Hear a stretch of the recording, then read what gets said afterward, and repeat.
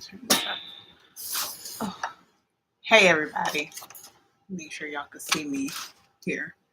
Oh, this camera. Hold on. Okay, that's a little better. That's going to do for right now.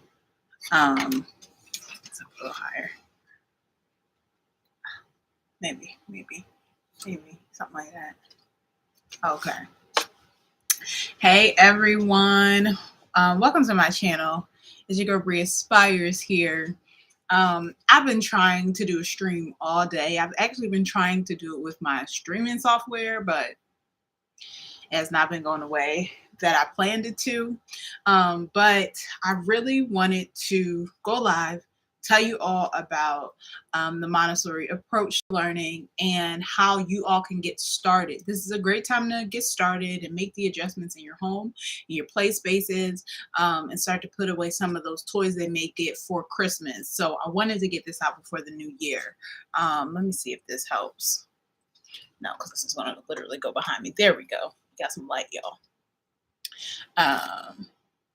So this is just a little stream about the Montessori approach to learning. I'm going to give you guys history. I'm going to give you guys where it came from and how you can apply these principles to your life when it comes to you and your kids. So we're going to get started. Let me just make sure everything is up and running on my end. Okay, great. So if you're new here, be sure to hit the subscribe button and like the video. Leave your comments in the chat because I will definitely be answering those as well. So let's get started. Let's talk about the history. So the Montessori approach was created by Maria Montessori. She was an Italian physician in Chiaravere, Italy. She was in Italy. Y'all. That's where she was born. She's a physician and educator. I'm reading because I'm a mom. I need my notes to make sure I'm saying the right thing. So her primary focus, she was a physician and educator, but her primary focus was psychiatry. With that being said, she had opened a full-day daycare in an underserved city, inner city, with children ages 3 to 7 in Rome. So these children had special needs. So when she went into this space, she noticed some of the interests that some of the children, a lot of the children had with care of self, care of their environment. But she also noticed that they were not confident in essentially doing those things. So she had a light bulb moment and she said she wanted to create an environment where kids can move freely throughout the space and build their confidence and their knowledge about care of self, care of environment, kind of work on their gross and fine motor skills without it being a teacher-led space. So a lot of what Maria Montessori focused on was a child-led environment. She made sure that any activity that she introduced or created was one, child-led, but two, based off of her observations. So the things that she saw in the environment, she made it so she could take what she observed, she wrote it down and made notes, and made activity to fit the children in the space. So cool, right? With that being said, she wrote a book called The Absorbent Mind. She wrote a few books, but The Absorbent Mind is the one that we're talking about. And then that book kind of outlined how the psychological and developmental changes children have and how us as the models in the spaces, the parents and teachers, can help support those changes.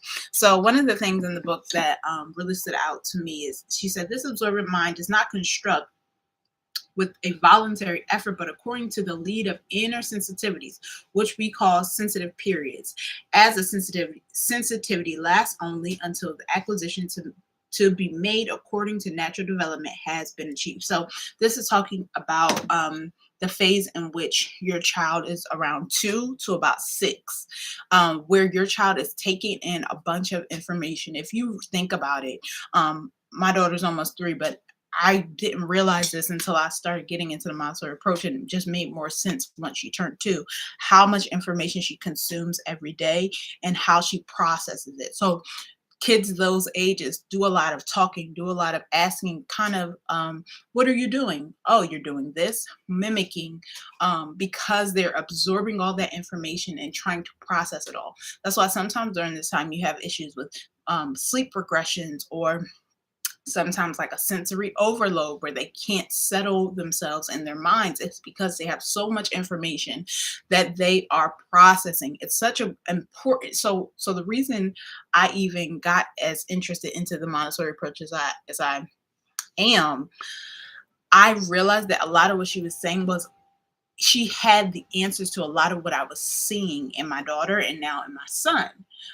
So I took it and ran with it, and I said, I need every single book. And I actually think I have another book over here somewhere. Um, I need to have all the information on what she was talking about. And I did a study with the Prepared Montessorian, and a lot of what she taught was just super interesting and really made me want to be a more, I'm looking for the baby monitor, a more intentional parent. Okay, it's right behind me. A more intentional parent. So I just wanted to be, I wanted to be a better mom. I wanted to make sure that whatever I was giving my child, and teaching my child was intentional. I never want to be the parent. And yes, there are moments, TV comes on, or you just have them, I don't know, I guess you're gonna not really distracted, but the TV. I'll just say the TV. But I wanted to be intentional to where they have the confidence to do activities independently, whether or not I'm standing right over them. They have the confidence to say, even if I don't understand something, I'm going to work through it, and I'm going to ask questions, and I'm going to, talk it through. That's okay too, but I love the Montessori approach because it builds up that confidence and that independence, and ensures that you are being a more intentional parent. Amen. Amen. So, three of the principles that Maria Montessori focused on, was prepare the environment, set them free, and observe. And I'm just going to go through kind of the understanding of those three principles and how you can start to integrate that into your life. If you're a stay at home mom, this is a good way for you to begin to um, make the adjustments before the new year. Prepare the environment.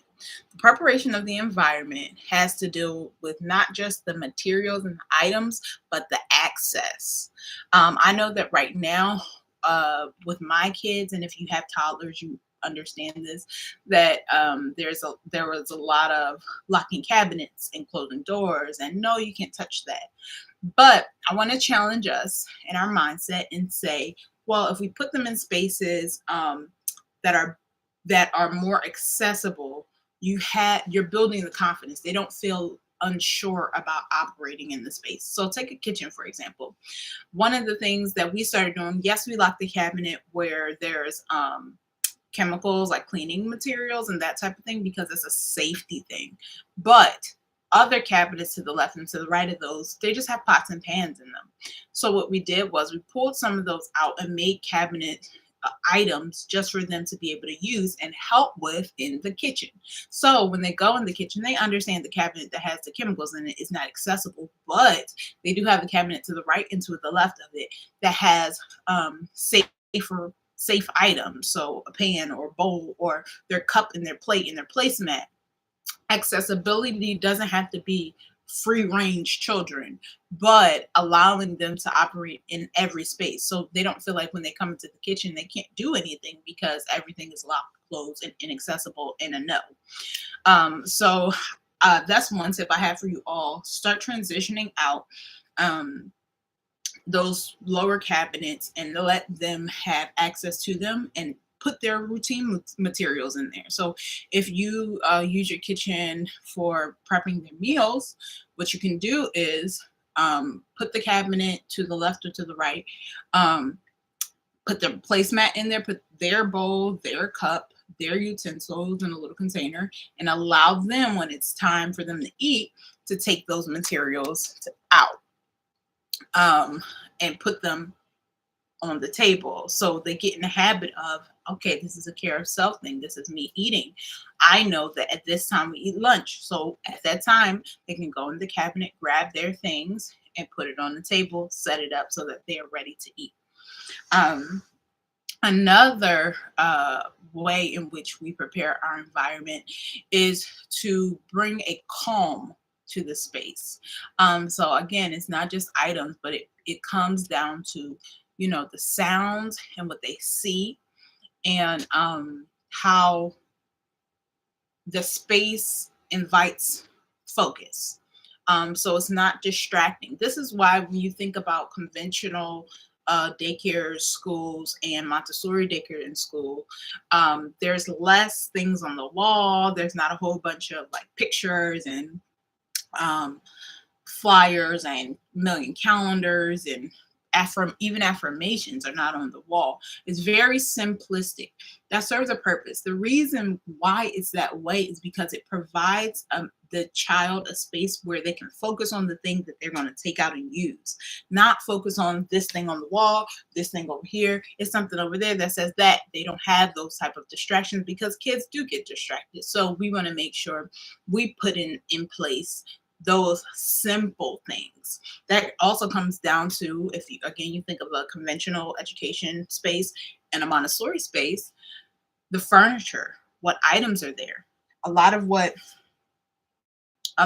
we use in our home is simple white and wood. And in Aubrey and Nathaniel's play workspace. So their table and chairs are simple wood and white. Their checkout counter for their register workspace is white and wood. So anything we bring into the space has a simple colors, not bright and bold. Not that it just helps bring the calm. Okay. If you have those items, you can work with them or you can switch them out through thrifting. A lot of our stuff here is thrifted because to me, our thrift store has quality items made from wood. And it helps also with your child understanding and respecting the materials in the space, respecting their furniture, respecting their items. They're not coloring and drawing on their table and chairs because it's presented a certain way. If you have a bright blue chair, the idea is that, oh, well, I have this blue crayon, so I'll color on it because it's already bright and colorful. So yes, that also comes down to articulating, don't write on furniture, but I say that to say, if you set it up from the beginning, you won't have any issues with that. Okay. So that's how you prepare the environment: accessibility, simplistic, and also preparing yourself. So preparing yourself not to be the helicopter parent, preparing your mind to say, let them struggle a little bit, let them work through the activity a little bit without intervening, let them articulate that they need help. That's the preparation of the environment. So next we're going to talk about the set them free. So that's when you already prepared your mind to say, I'm not going to be the hover mom. I'm going to make sure that my child um, has the ability to do the work without distraction, without feeling like, oh, you only got 5 minutes, let's clean it up, but giving them the time to work through activities without issue. Um, you have to give them the time. Sorry, I was reading. You have to give them the time to say, okay, I don't know how this works. My mom or dad or whoever modeled it for me. So I'm going to replicate what they did and see what the outcome is. And they may ask you questions. They may say, hey, can you show me again? But it's so important for you to set them free and allow them to work. Modeling is a part of that right before setting them free. So when you have activities in a space, you usually set them up very minimal. Like it should not be 17 million toys out. You set it up very, very minimalistically. And what you do is you bring the item over. So you start by saying, "This is how I'm." So I'm gonna show you a new activity today. It's really cool. Do you want to see it? 9 times out of 10, they're gonna say yes. And you show them how to remove the activity from the shelf or the cabinet. You put it on the table, and then you say, this is an activity about whatever, and I'm going to show you how you use it. Now, the thing about modeling an activity and introducing a new activity into the space is you want to make sure you're not talking while you're moving.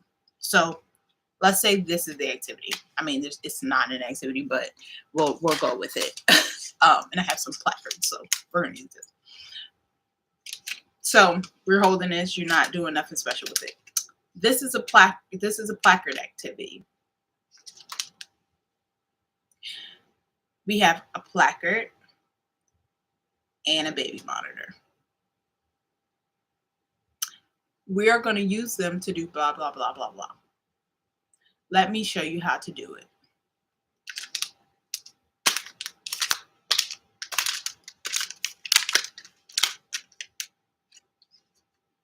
Do you want to try? I'll say yes.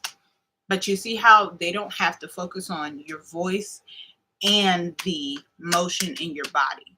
It keeps it easier for them to process what's going on. Even when they're older, even when they're 5 or 6, you do the same thing because it's easier for them to get to work when they're not like, yeah, you got to blah, blah, blah. And you see this, you got to blah, blah, blah, blah, blah. Too much. It's too much going on. So that's how you model. You keep it simple. You focus on one part at a time. You speak, then do, and then you ask them if they want to participate and do it. Really just say, you try. And once they get started, you let them get started because there's a point in which they are doing the activity where they are focused, point focus. You don't want to break that up by saying, hey, are you enjoying it? Hey, is it fun? Hey, did mommy pick a good? Let them work. Let them work. If they have a question, comment, whatever, they will tell you. They will tell you. And if they need help, or you hear them shout like, you can say, hey, I hear that you're having a hard time doing this. Would you like some help? No? Okay. And then don't do that again. When they're making the noise, don't do it because they'll know next time, like, I need help. So that's how you model. We've done set them free. And then observe. So observations, I do both just mental observations, but also writing them down. I don't have my notebook right here, but I'll write down what it is that they are doing and what skills it focuses on. So if they are doing something that focuses on fine motor skills, what I'll do is jot down successes. Looks like they're having a hard time with this. Seems like they're having a hard time pulling it out. Their pincer grip seems to be challenged with blah, blah, blah. But there's a million fine and gross motor skill lists, but in the developmental stage they're in, you'll know the things that you should be working on with them, and the type of activities you should be working on with them. And then in your initial observation, before you start doing any activities at all, you'll have a good idea of what their interests are. So you can kind of formulate activities based off their interests and their developmental needs. Those things working together makes for an activity they actually want to do. So that's kind of the basic part of the Montessori approach, giving you guys kind of the breakdown of the history, Maria Montessori's kind of discovery, how you prepare the environment, how you model, how you set them free in the space, and how you observe. With that being said, I gave you guys some of the tips on how to set up your spaces and actually apply the principles to life. What I'm challenging you all to do, if you're watching the playback, I'm still challenging you to do it, is start to make your spaces more accessible, meaning put away the things that obviously are dangerous, lock those up. But outside of the general safety things, start to allow them to move throughout spaces a little bit more easily. So if you have a fear of like I don't know, they're in their bedroom, their dresser falling down. One, it should be connected to the wall.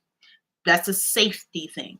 But when it comes to their dresser housing their clothes, what a good thing that you can start doing is hanging up outfits options for them and allow them in the morning to make a choice on what they want to wear and start showing them how to remove and put on their clothes independently.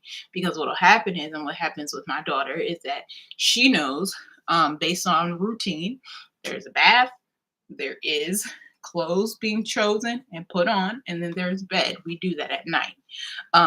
But if you're doing it in the morning, the same thing applies. Get some solid routines in place, because you want to, and like I said, it's a great time to do it because we're establishing routines at the top of the year, even the week before, are great because it takes about, I think, 3 weeks or something like that to form a habit. They will get in a habit of knowing what to expect next. If I like the kids are napping now. I'll use that as an example. We were down here working with some Play-Doh, and then it was lunch. So Aubrey said, "Well, I'm hungry," and went upstairs, sat at the table, moved her utensils and her plate, and I got her lunch and she put it on her plate. She ate the lunch, and then when she was done eating her food, she said, "Okay, go lay down." I said, "Absolutely. It's nap time because right after lunch, we have nap." So if you start to establish those solid routines for your kids, it makes those times in which you would think are like they're going to have a meltdown, like for nap, or they're going to have a meltdown for bedtime, a little bit easier because they know what to expect. A lot of times, kids don't know what to expect. One, so that's why they fuss, but also because you don't have a transition that starts to calm their mind into being ready for rest or ready for the next phase. So during Play-Doh time, we listen to jazz because if y'all don't know, my husband's a musician.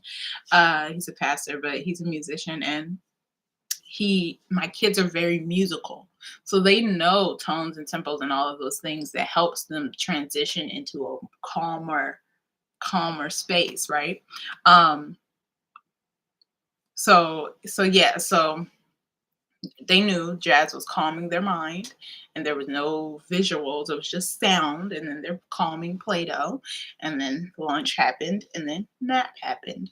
So we have the capability to bring a calm to our home. And that's the other thing, and this is more of a biblical Christian thing, but why we have to be more intentional about bringing the calm to our houses, and not bringing the confusion. And I actually am going to go live with a morning prayer tomorrow. I was supposed to do it today, but I just could not get the streaming software together. So the lucky thing is my husband's going to be home tomorrow, so he can help me with this. But we have to start bringing the calm to our house. That's why I enjoy the Montessori approach as well, because it brings the calm to my home. There's more of a flow of what happens in here, and not like okay, now you gotta go to bed. Okay, now you got. Mm-mm. We don't do that here. We don't need any. This is when I and the funny thing is my husband thinks I'm hilarious when I say this, but when we bought this house, I said I wanted it to flow. Our apartment and where we lived before flowed, but it was towards the beginning of me learning about the Montessori approach. So I didn't have all the details, but I knew that I didn't want it to be a whole bunch of confusion in here. So this is a way for me to bring the calm to my home, especially when it comes to morning and evening routines and midday naps and all of that. Bring the calm to your home. This approach to learning is so helpful for me. I think her name is Simone Davies. I'm gonna put her book in the chat. She has a lot of books on the Montessori approach for every stage. I believe she has Montessori infant, Montessori toddler, and Montessori child book. My book is more activity focused. So, based off the principles that Maria Montessori had taught, I do a little bit of history and a little bit of understanding the fundamental basics of Montessori, but most of it is giving you activities to do with your child in order to get the results of utilizing the Montessori approach. And what I wanted for moms is to stop using that Pinterest ministry for every activity your child does, not understanding where they are developmentally or what skills you can help them work on. It gives more of a fundamental so more fundamental support than just random activities. And then sometimes a lot of the stuff on Pinterest is not safe for certain groups of kids. So say all that to say it's not really like little item focus. It's more the activity focus, if that makes sense. So yeah, so that was my stream. Thank you so much for joining me. If you're here, if you're watching the replay, be sure to like the video, leave a comment down below. If you guys want more on the Montessori approach, I am going to be doing more like how to's and actually showing you some of the activities that are in 365 Days of Montessori, my book, Daily Activities Curated for Exceptional and Capable Minds. I'm going to be doing more videos on how Aubrey operates and how Nate operates with the activities I've created. So if you guys want more content like this, be sure to comment, like, and subscribe, and leave a comment down below. Share the video with a friend, share it with a mom friend if you're not a mom, or save it for later if you plan on being a mom. But I am excited for the future of this channel. I'm excited for the future of the new Montessorians out there that want to be more intentional parents. And I hope that I am a help in this space to encourage you all to do more, be more, and to live more, live more. Okay.